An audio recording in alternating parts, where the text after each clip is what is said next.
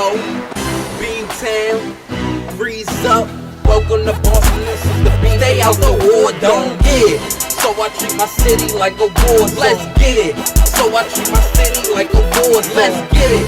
So I treat my city like a war zone. Let's get it. Cause they bustin' shots like we brought the war home. Let's get it.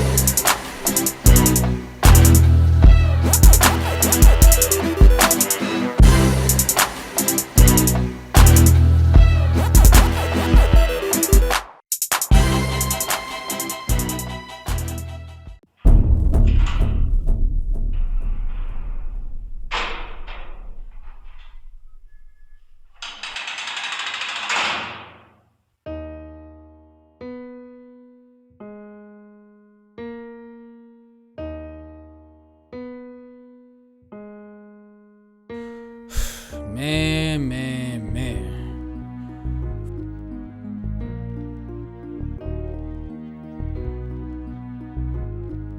Whatever I gotta do so I don't come back into this motherfucker, I'ma do it.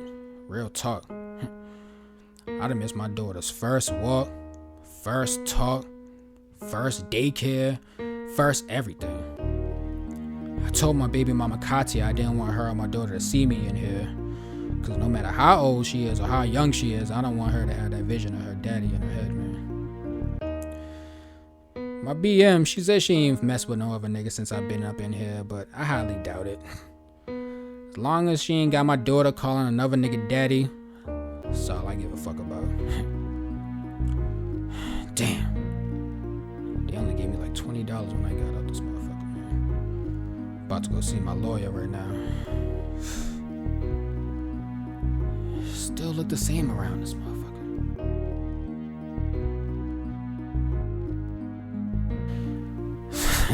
Still crazy around this motherfucker. Same crackheads around this motherfucker. Shit. My cellmate, Rome, who I was locked up with for about 3 years till we got transferred to Walpole. Me and him used to tell each other, stories about, our whole situation. He had like 3 kids with 3 different baby mamas. I used to tell him about my baby and shit.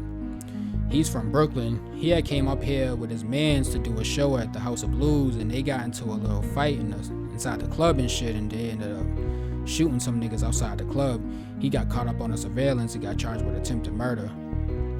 Shit, they got him down for about 20 years right now. But this nigga used to be surprised when I used to tell him stories about shit in the streets in Roxbury, where I'm from. He used to act like, Boston was nothing but white boys and Harvard graduates and a whole bunch of geeks and a whole bunch of Boston cream pies and clam chowder and shit. I'm like, nigga, Boston ain't no different from Brooklyn, Atlanta, LA, Texas, you know what I'm saying? Same hoods everywhere, man. That's what I learned, different people I talked to while I was locked up, everybody got pretty much the same story, different location.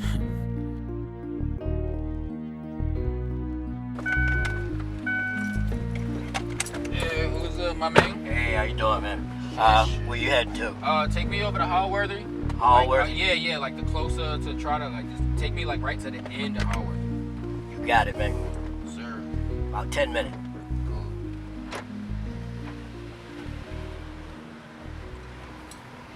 When I was younger, my mother told me she went to elementary school in the 70s, where racism in Boston was at its absolute peak. She went to the Parkman School in Forest Hills. It was about a 20-minute drive from the heart of Roxbury, where she had lived at the time.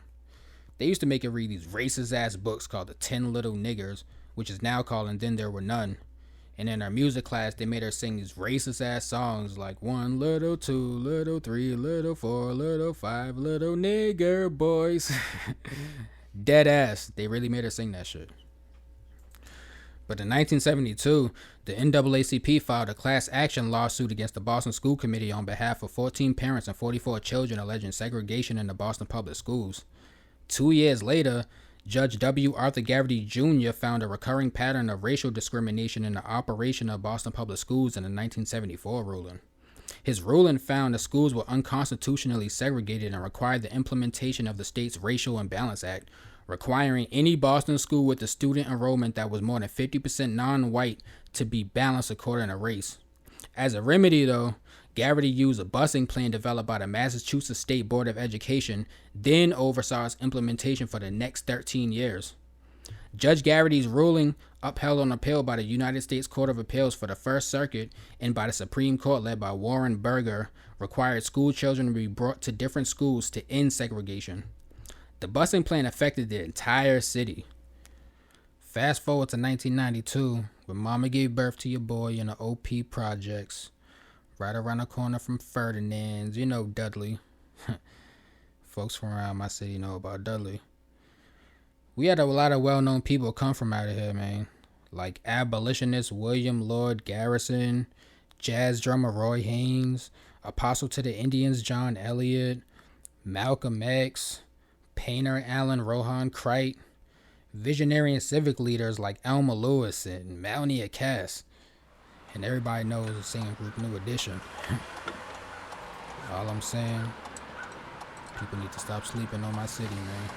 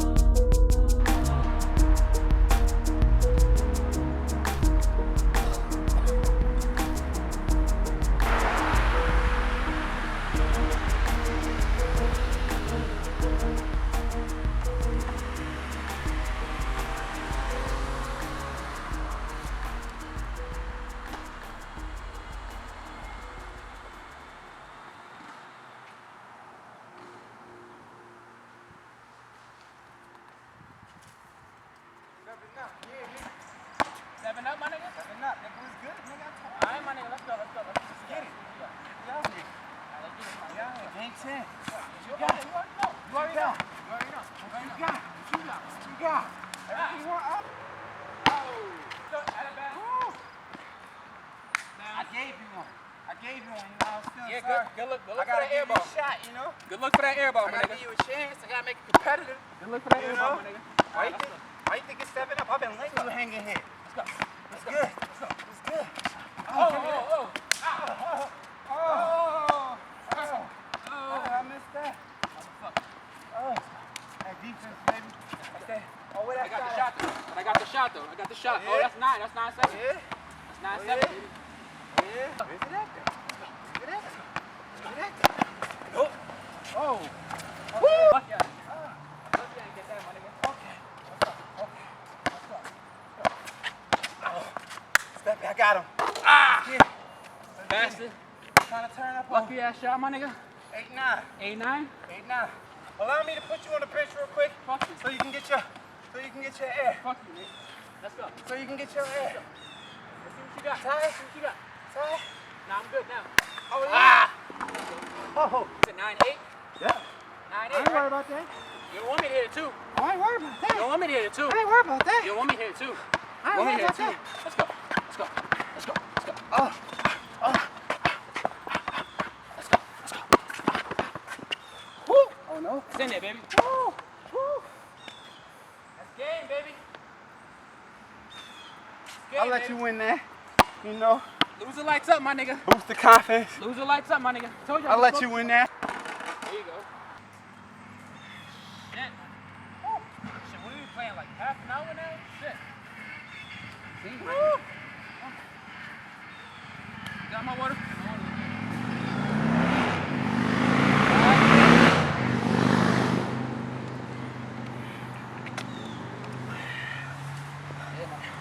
We gonna have to run that one back, my nigga.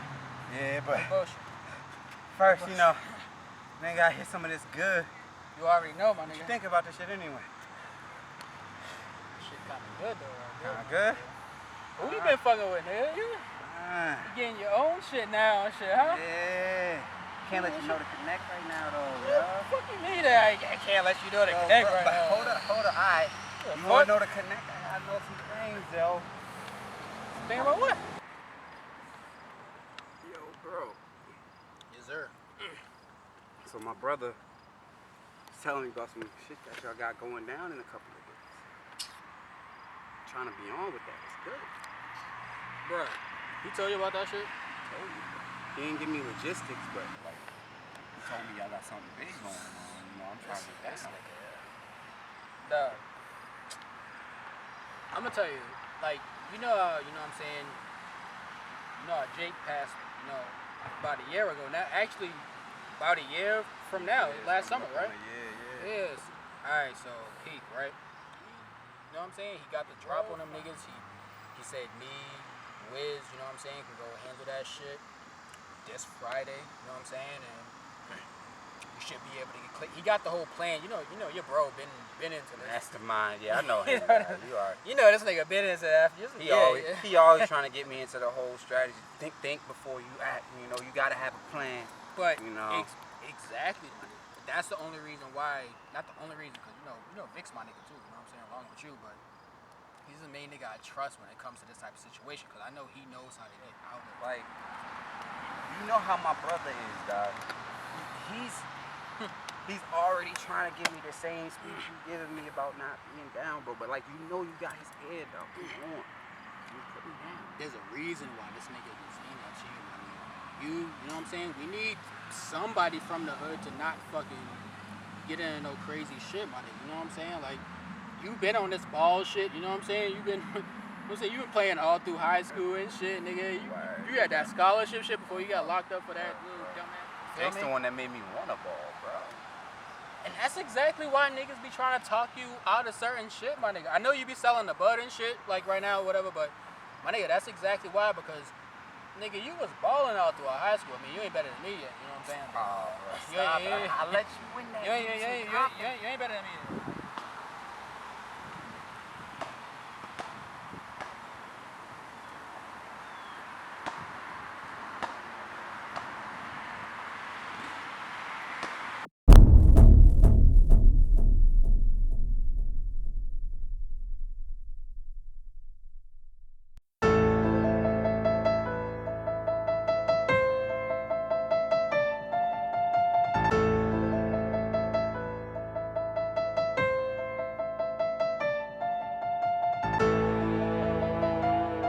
After my mother passed, I went to live with my grandma in Warren Gardens.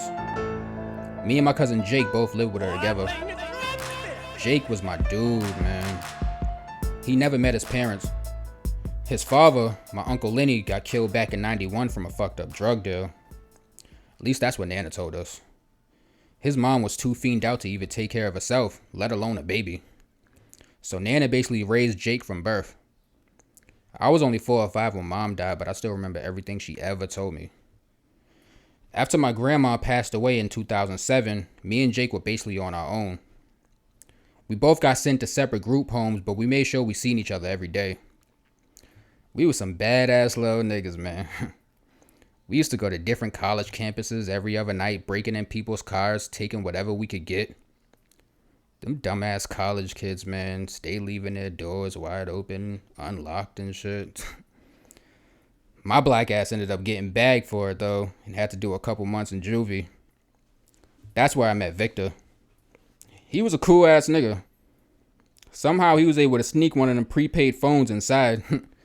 He used to let me use it to call Jake. Yeah, man. Vic definitely helped make that 2 months fly by. He got out a few months after I did and got in contact with me through Jake's phone. Ever since then, it was just me, Vic, Jake, and Vic's little brother Derek. Running around the streets every day. I met my man Wiz at one of Derek's high school basketball games. He was there with his sister. Her name was Katya. Watching their younger brother play. Katya was too damn fine for me not to holler at her. Shit, I had just turned 18 and everything was going smooth. Katya was pregnant and I had just started a new job at the Walmart in Quincy. Then came the summer of 2010. My whole world turned upside down.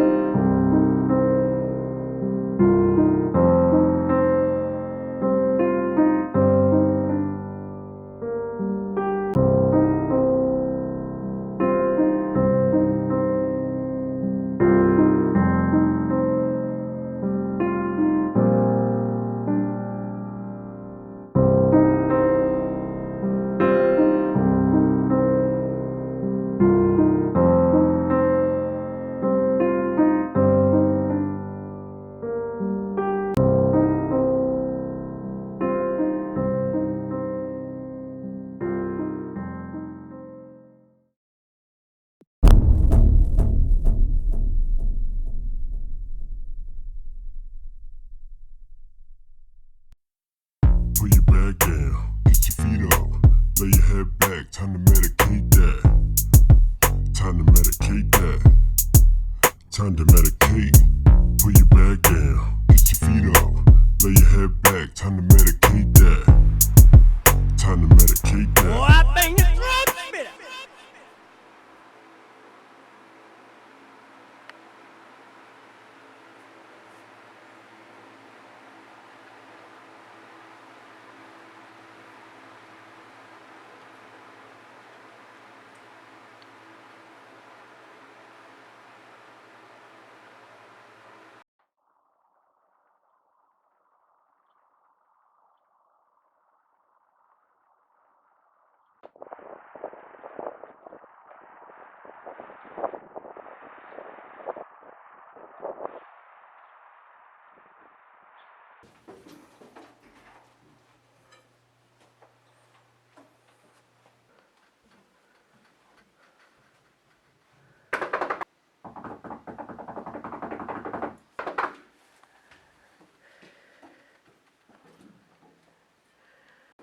Who the hell's knocking like the damn police?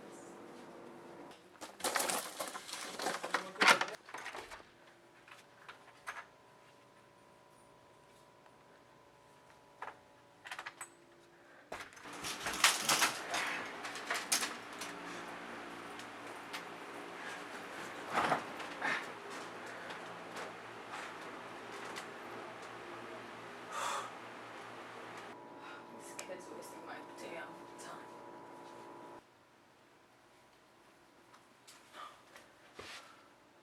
Oh my god, Anthony? How you doing, babe? I'm home.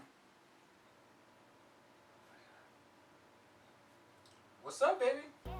Ain't you happy to see me?